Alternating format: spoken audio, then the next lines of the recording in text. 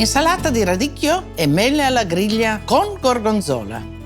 Grilled vegetable salad. And in this case, we have this nice radicchio, trevisano, and some apples. Okay. And as you can see, you don't need the radicchio to be overly cooked. Actually, you want it to be a little crunchy. Let me just collect these apples. They're done. While that's cooking a little more, let me put this radicchio closer. Let me just prepare a little bit more radicchio. This is the radicchio trevisano, and you wash it, of course, and then I would say just in slivers like that. This one is not too big, I'll do it in two.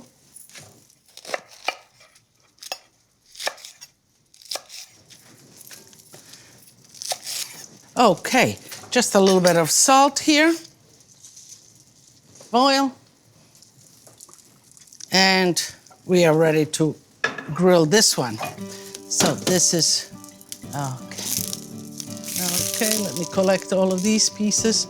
Let me put this, because this is the hot spot, and you know, every grill has its hot spot. As you can see here, you know, I go through the root. I want to keep it intact so it doesn't fall apart on me, so it grills nicely. Okay, let's check these. You know, I love when I get questions from you. And this one is from Christine Beach from Florida. Can you grill fennel? If so, how would you suggest doing it? I would like to grill more veggie. What do you suggest? My goodness, almost every vegetable can be grilled.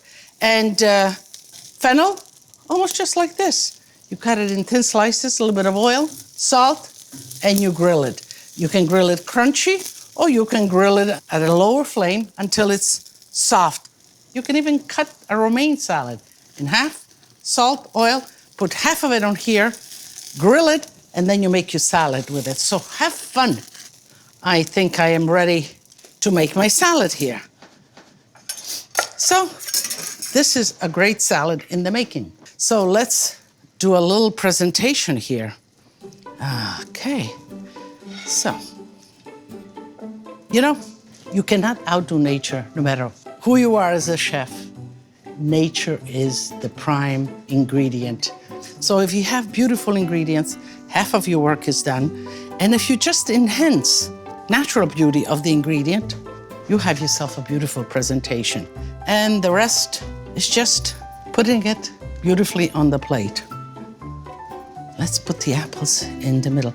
And you know, they don't have to be all, I kind of like them flowing. And you know, when it's warm and you put the gorgonzola, the cheese kind of softens up a little bit, and that's a great texture.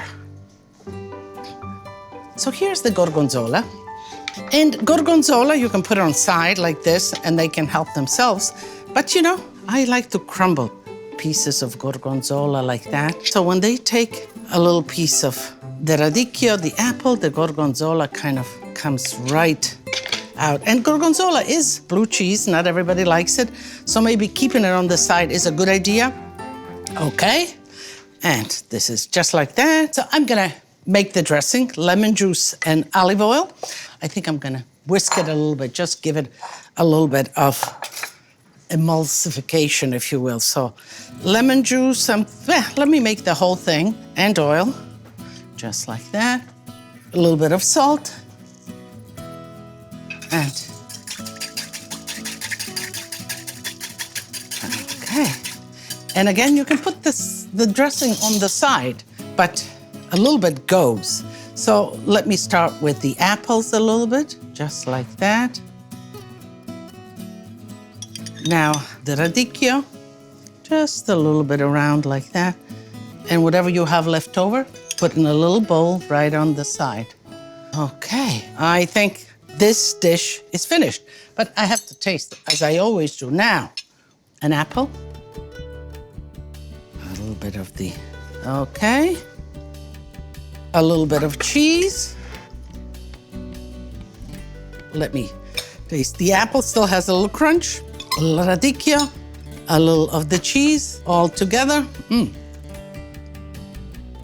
Delizioso. The apple is just cooked enough. It still has a little crunch, the sweetness. The radicchio is also crunchy and a little bitter. And of course, the complexity of the Gorgonzola cheese. I mean, you can make a whole meal out of this, and easy. To learn more about Lidia, access to videos, and to get recipes, tips, techniques, and much more, visit us online at lidiasitaly.com.